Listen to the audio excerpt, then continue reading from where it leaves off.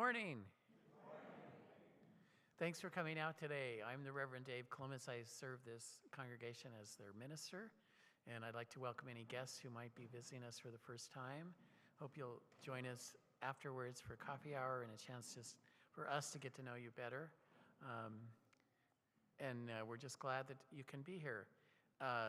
Next Sunday, we will not have our regular service at 10 o'clock because we will be listening to the GA broadcast, which will be broadcast here at 11.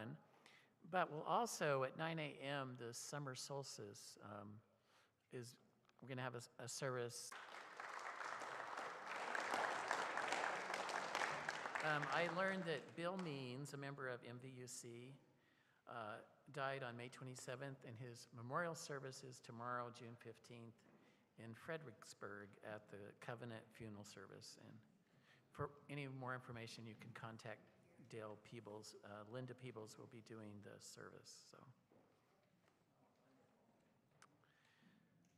for our service this morning, I want you to begin to think about this question.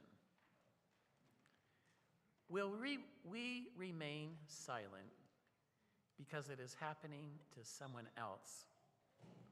Or will we stand together because their humanity is tied to our own?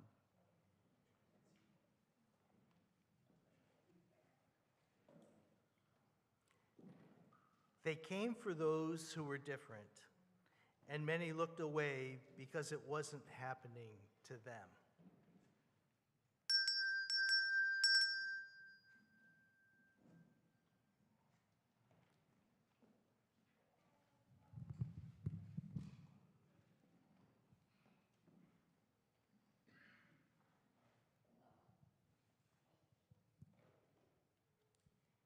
They questioned whether some people deserve the same rights, protections, and freedoms as others, and many remained silent.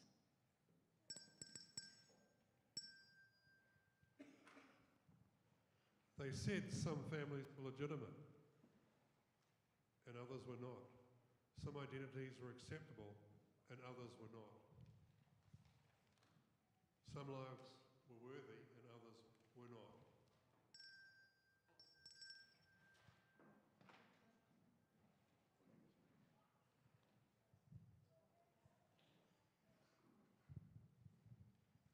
Today, transgendered people find themselves in the crosshairs of fear, misunderstanding, and political attack. Many are frightened. Many are exhausted. Many wonder who will stand beside them.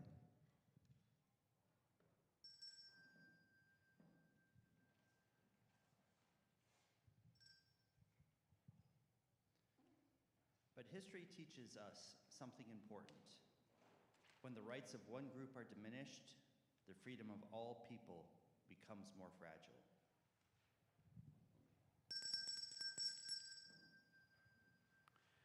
We gather today not to merely celebrate pride, but we gather to remember who we are. A people who believe every person has inherent worth and dignity. A people who refuse to leave anyone behind.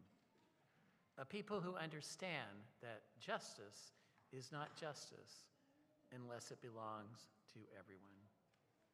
Come, let us worship together.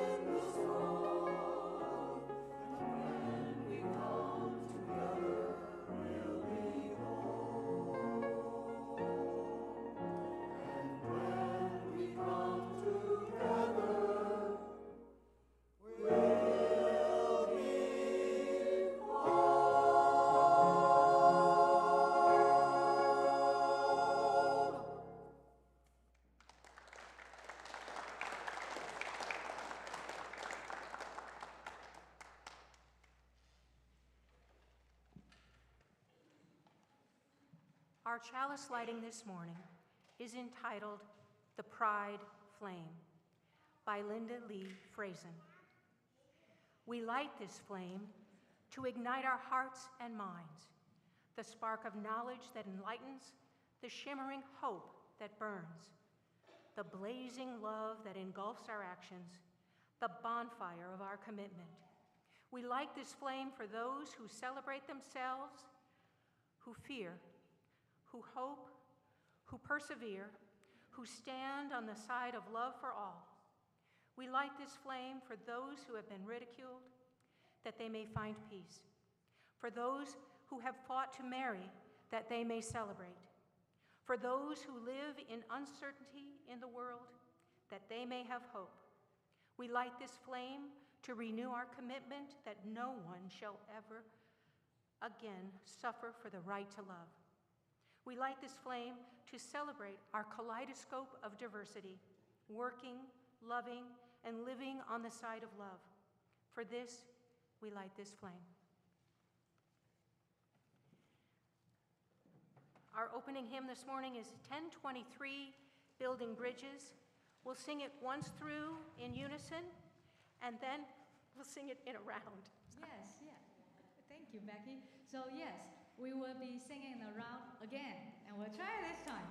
First time we'll sing in unison, and then this group will be sing number 1, and the group over there will be number 2, and then choir will be number 3.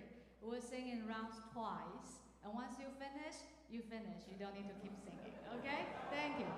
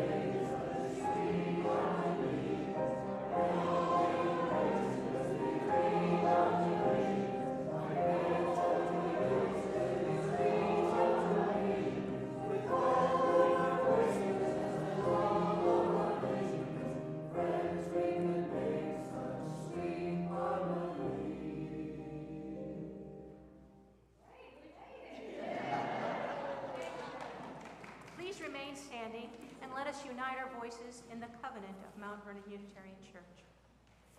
Love is the teaching of this church.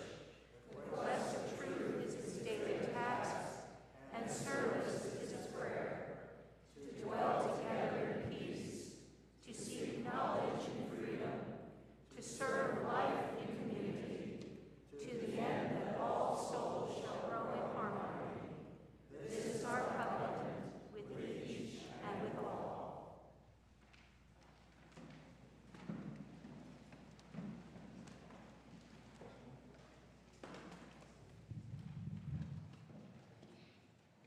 Everyone, do I have any really brave children who would like to come sit up front with me while we do a story? You don't even have to be brave, you could just come up and sit with me. That's okay. Come on up, we're gonna come right here, right here. Just come.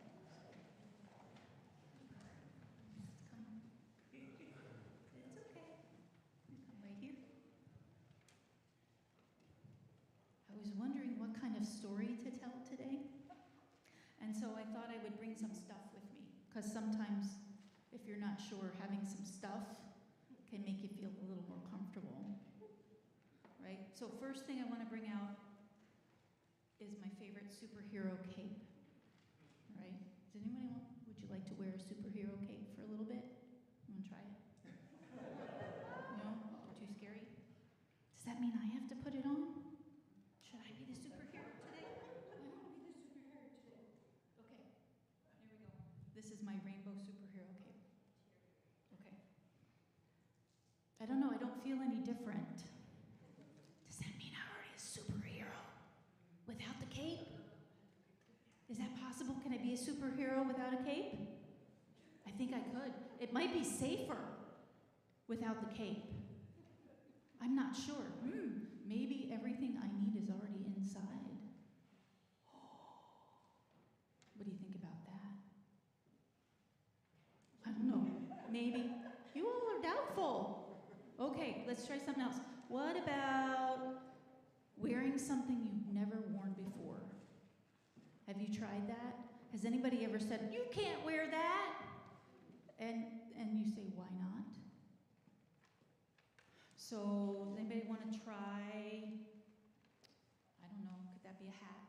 Do you want to try having long hair if you don't have long hair? Want to give it a try?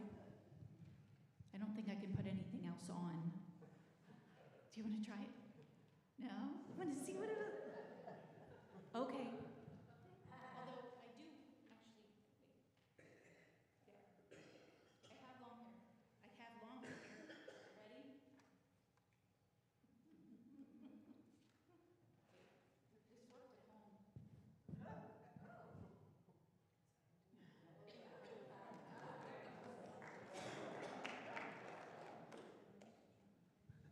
Am I different now?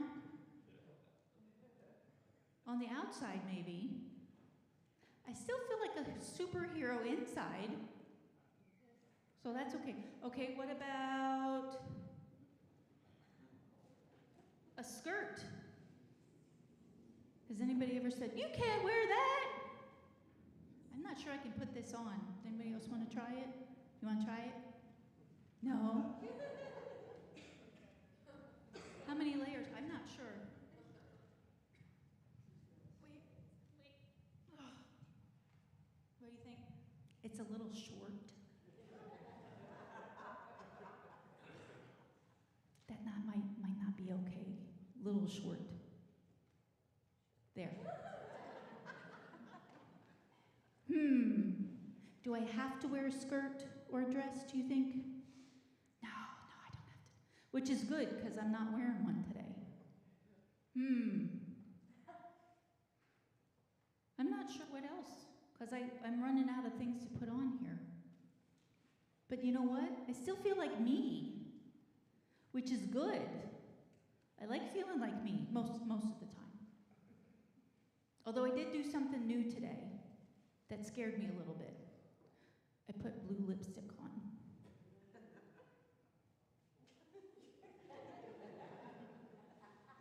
Have you ever tried that?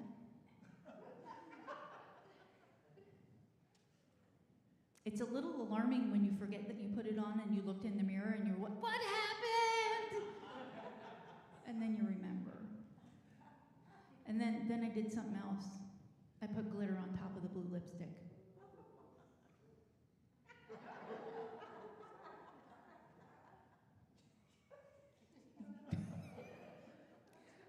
I know, this is all very strange. But the point is, no matter what is here or here, sometimes it matches what I feel like inside, and sometimes it doesn't. So I keep trying to find the things that make the inside and the outside feel like they're connected. There's the brave one, thank you. Do you want the long hair? No, okay. And I think maybe that's one of the most important things we can learn about ourselves and about other people, is that sometimes inside and outside don't match as well as we think they do. But when we finally get it just so, and we can be our real selves, magic happens. Blue lipstick happens. Glitter on your forehead happens. So my hope for you today is that you can find those ways to make inside and outside really work well together, and that maybe you could help some of your friends do that too, because we all deserve to feel like ourselves. You know what else I feel like today? I feel like wearing a flower on my head. Okay, I think it's going to fall off as soon as I leave. But I also want to issue an invitation to everybody here, because I have more than glitter lipstick. So after the service during coffee hour, if you would like one, we'd love to give you a glitter blessing. So please stop by the RE welcome table right out front, and we will bless you during this month of Pride. Thank you all so much. You can go back to your seats now.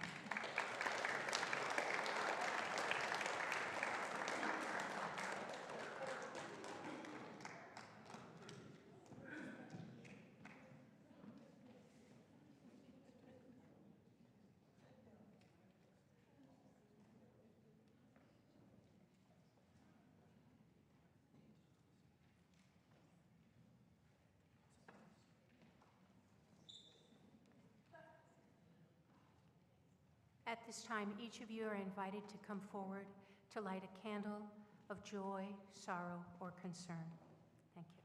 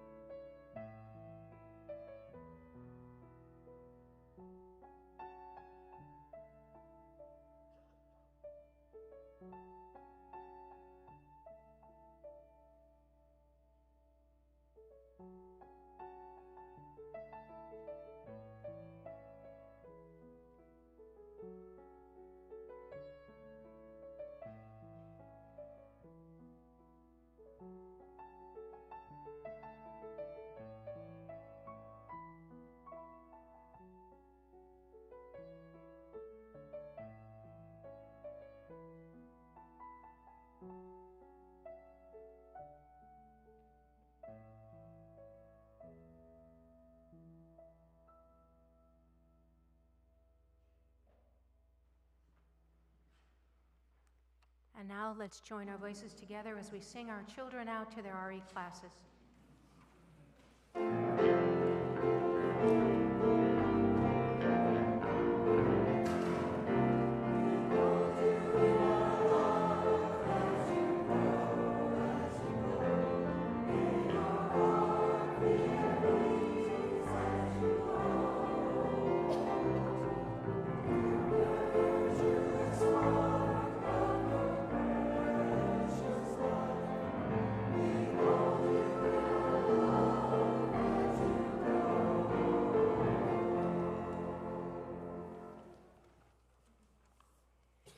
It's time now for the morning offering.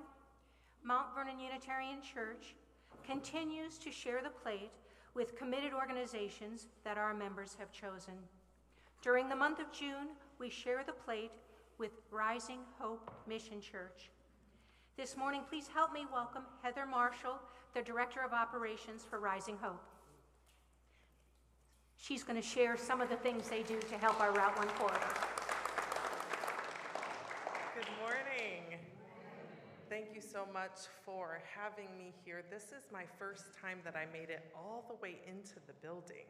I've been here several times, right to your foyer area, but I'm so happy to be here today. I'm grateful that I get to be here during Pride and see some of the extra festivities, so happy Pride. We also just celebrated 59 anniversary years of one of the times that we were happy that Virginia was defeated, and that's Loving Day, right?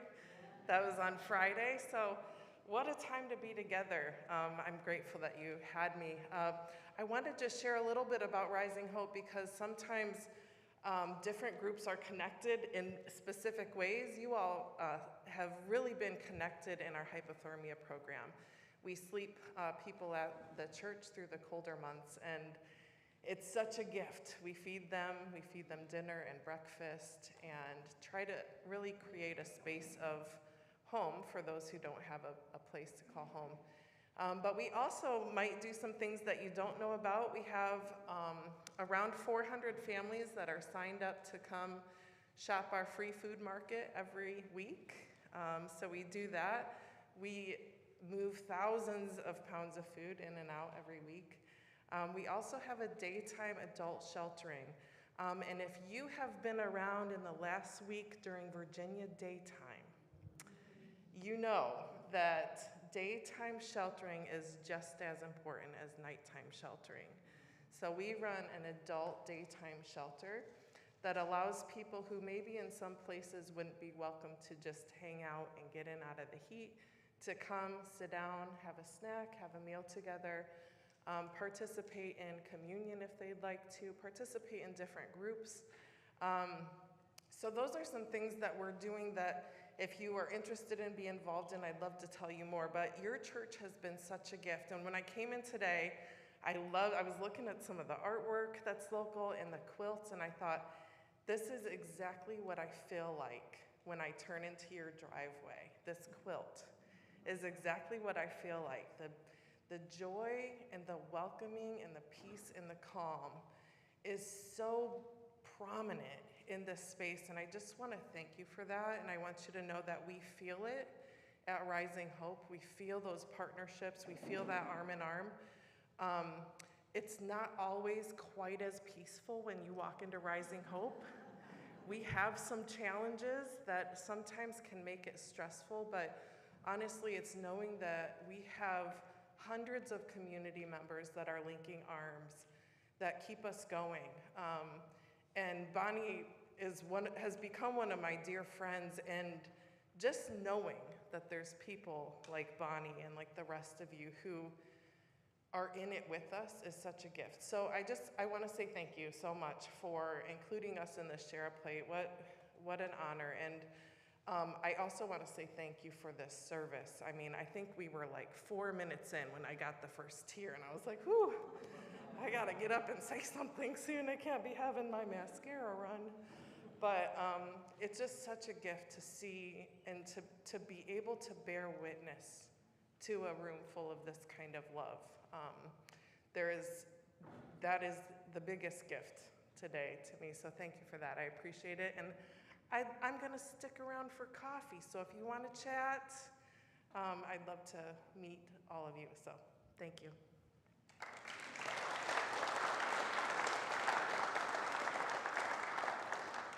Thank you so much, Heather. Will the ushers please come forward at this time?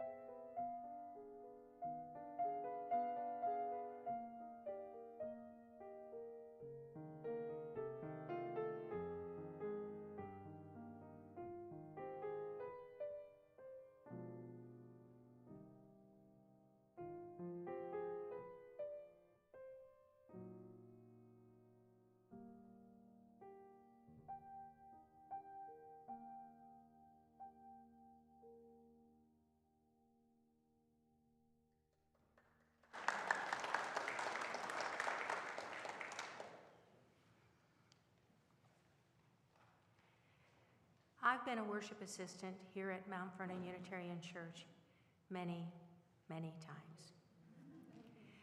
I do love the simple rituals we share, but I've never presented a reflection. When I checked the calendar and saw that this Sunday's worship was celebrating LGBTQ+, I told Reverend Dave, I don't think I'm the right person to speak about this. He assured me that the service was to be about inclusion and resilience, and that he felt I would have something to say. So I started thinking. In 1992, after almost 20 years of marriage, my sister Rhonda left her husband and her 3 teenage children. She had decided that she needed to live her authentic life. She moved into her girlfriend's home. They lived and worked together for many years, but they kept their status as a lesbian couple a secret from the public and their colleagues. Our family was generally quite supportive. Initially, I was okay with her leaving her husband, but I had difficulty with the fact that she also left her children. As the years went on, everyone could see that Rhonda and Diane were in a loving relationship. I didn't understand exactly why Rhonda and Diane kept their relationship private. Our family accepted them as a couple, so I thought most people would. Well, really, only recently, when I was looking up the history of same-sex marriage, did I begin to connect their personal story to the harsh facts of discrimination. The legal recognition of same-sex marriage in the United States began only in 2004 with one state, Massachusetts, and all 50 states recognized it in just 2015, a little over 10 years ago. Rhonda and Diane did marry in January of 2014 and were happily married until Diane's death. Since then, Rhonda has found a new partner and has married Susan. Each of Rhonda's partners, her husband, and each of her wives have been accepted into our family by everyone from our parents to her children. More recently, in my role as a high school administrator, I worked to provide a safe environment for all students. My colleagues and I made sure that students were addressed by their preferred name and that vulnerable students, trans students, were provided access to adult restrooms so that they would not have to share the group bathrooms and locker rooms. In neither of these situations did I go out and actively protest or take a public position. I just did my job and was part of a family.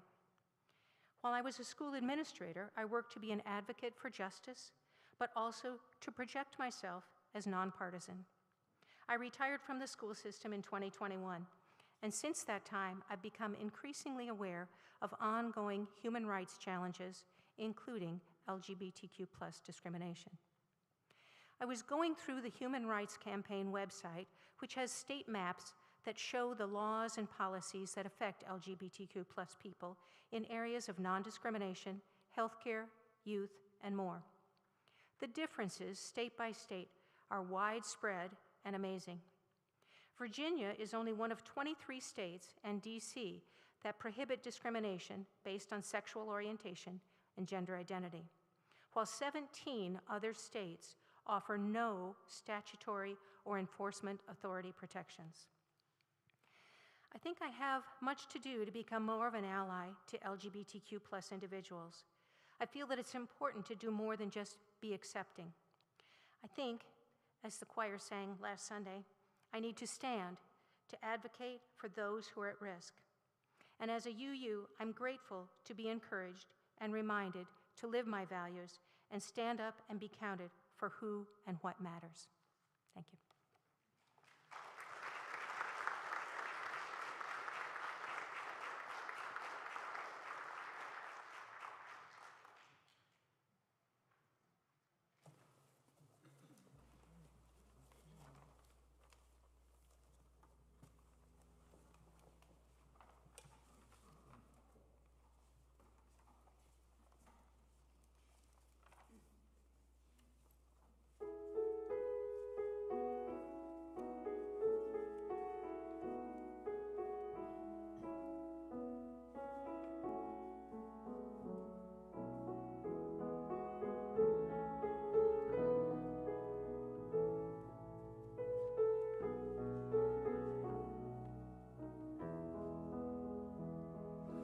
Cleared off the table, leftover sink, washed dishes and put them away.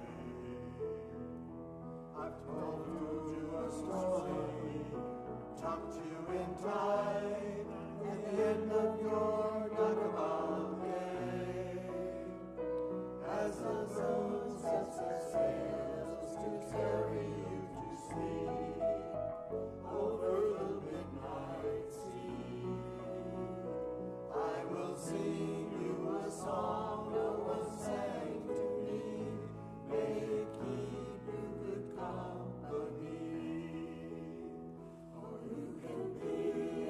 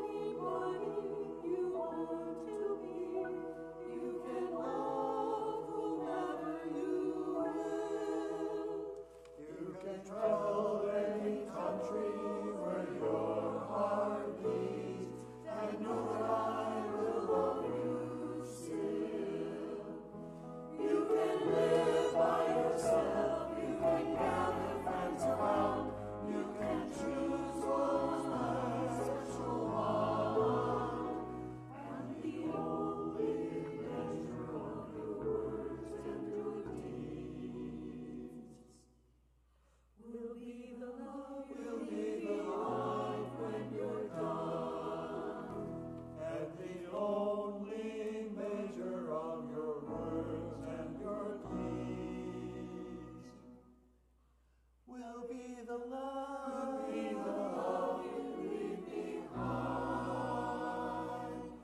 when you're done.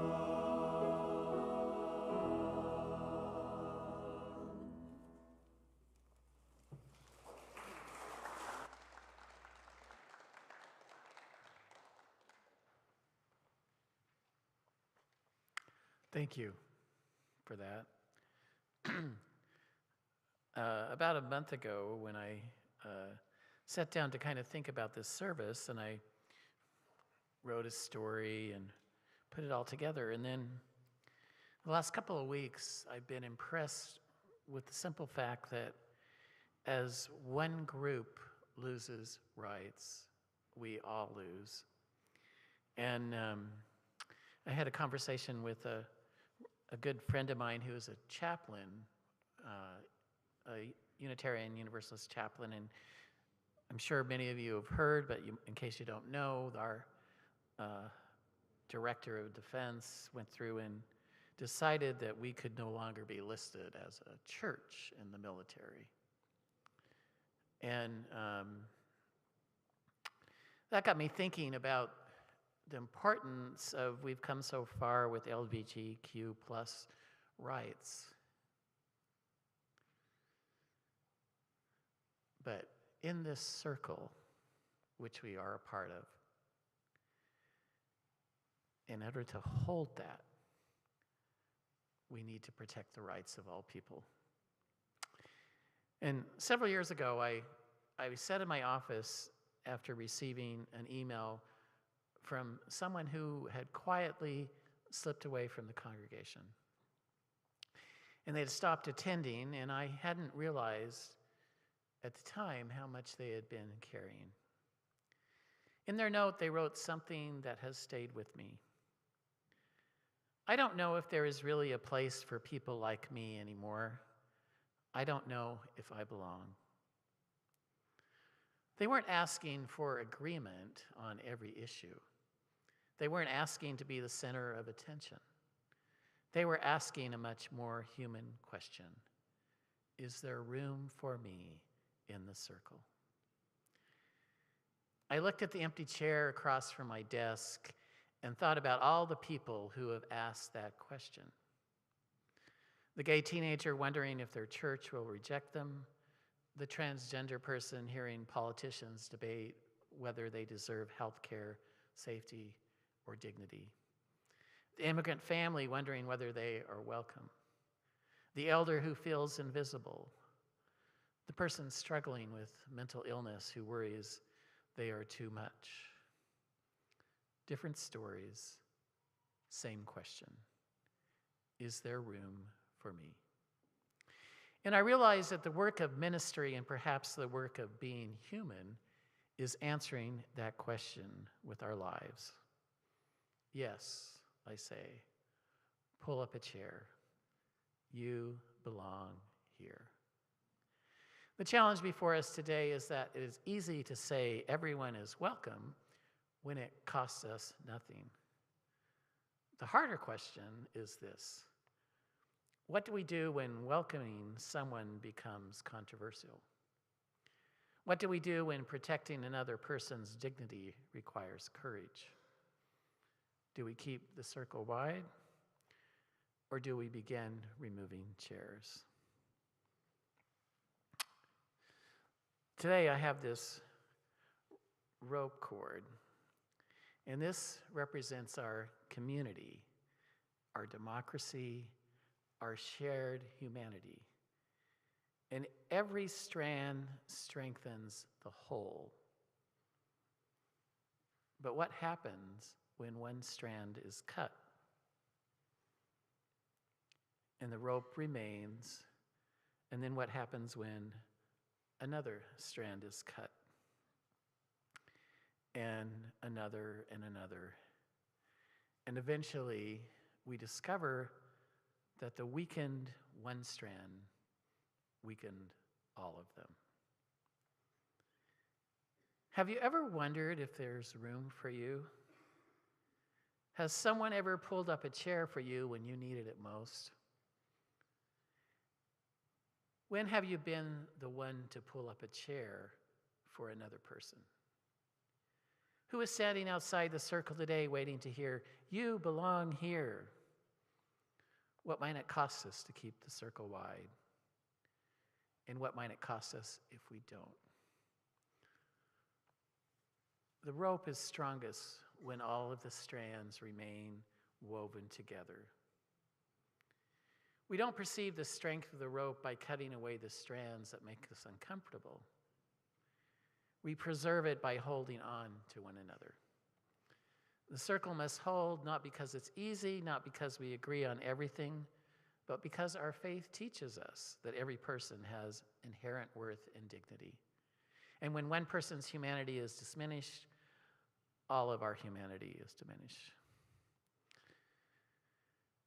There's a question that has followed much of my adult life. If people really knew who I was, would they still love me? Would I still belong? I suspect I'm not the only one who's asked that question. I grew up learning that there were parts of myself that seemed unacceptable and dangerous to reveal. I learned how to read a room and listen carefully, how to decide what was safe to say and what was better left unsaid. For many years, belonging felt conditional. It felt as though I had to earn it by being useful enough, faithful enough, successful enough, kind enough. If I did all the right things, perhaps there would still be room for me. There were moments in my family when I wondered whether all of me would be welcomed. There were moments in communities of faith when I wasn't sure if authenticity would cost me the very community that I loved. And yet, there were also people who looked me in the eye and said in words and action, "You don't have to hide here. You don't have to earn your place at the table. You belong." Those moments changed me. They taught me that belonging is not the same thing as fitting in.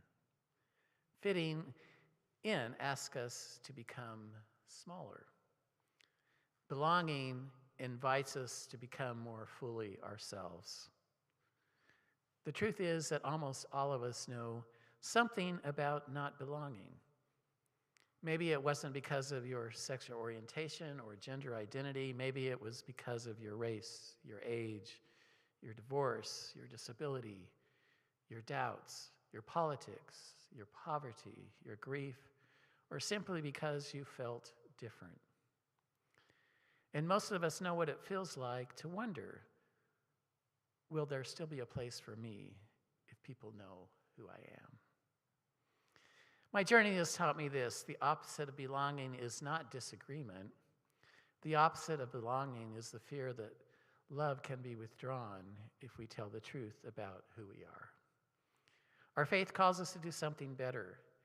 It calls us to create communities where people do not have to leave pieces of themselves at the door in order to be loved. What might love ask of us when another person's belonging is being questioned? There was a time in my life when I thought belonging meant finding people who would tolerate me. I know that belonging means finding people who will now stand beside one another and say, "Your life matters. Your dignity matters. Your presence changes who we are." Every strand strengthens the rope. Every voice changes the song. Every person enlarges the circle. And when one strand is threatened, when one voice is silenced, when one person's dignity is diminished, our call is to not let go. Our call is to hold tighter. The circle must hold. In closing, I ask you to bear with me as I'm going to ask you to do something for me. If you identify as LGBTQ+, please rise.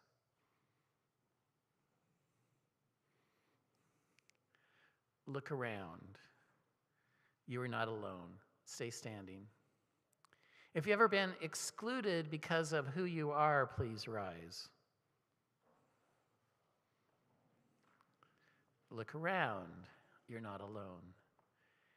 If you've ever needed someone to stand beside you when the world felt unsafe, please rise.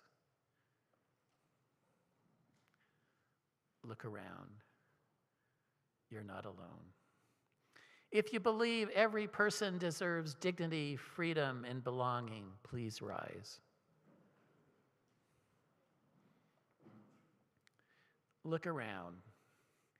This is what solidarity looks like.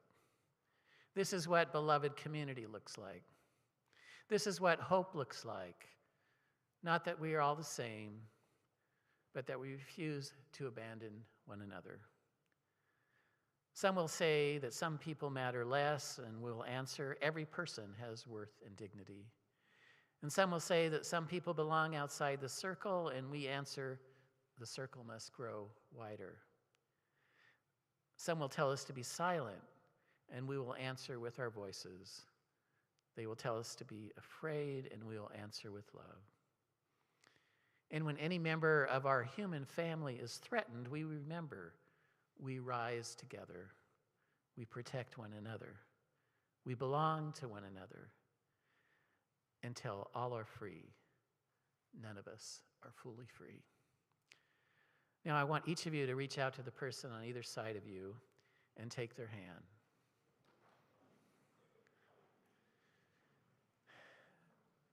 As we stand together in solidarity, may we remember that we are each strands in a rope, that we need each other, and we need to support and stand with one another. Go forth in courage, go forth in compassion, go forth in solidarity, and may the blessings of love, justice, and hope accompany you wherever you go. Amen, and blessed be.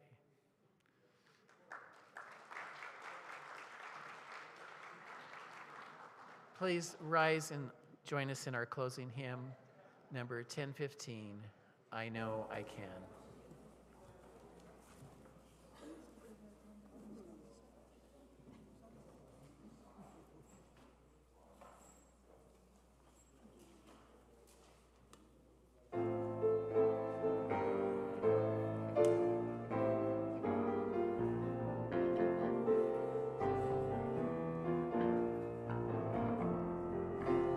Days when our heart was cold,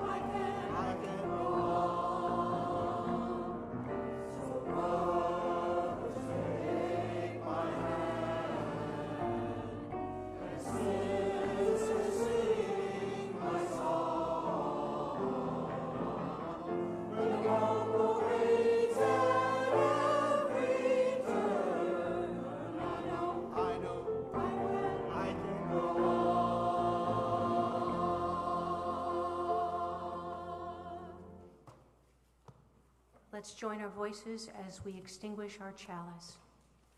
We extinguish this flame, but not the light of truth, the warmth of community, or the fire of commitment. These we carry in our hearts until we are together again.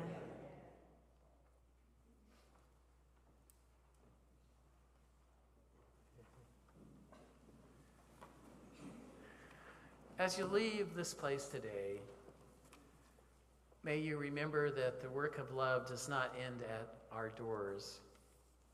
And may you have the courage to stand beside those whose dignity is denied, whose voices are silent, and whose humanity is questioned.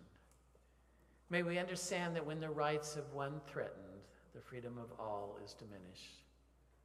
The circle of justice is only strong when no one is left outside of it. Go forth with open hearts and steadfast spirits. Speak truth with compassion. Practice courage with kindness. Celebrate the beauty and the sacred worth of every person you meet, including yourself. May we be people who widen the circle, who choose love over fear, and who refuse to abandon one another. Until we gather again, may you know that you are beloved exactly as you are. May you help build a world where every person can live openly, safely, and joyfully in the fullness of who they were created to be. Go in peace, go in love, go in the promise that the circle must hold. Blessed be. Amen.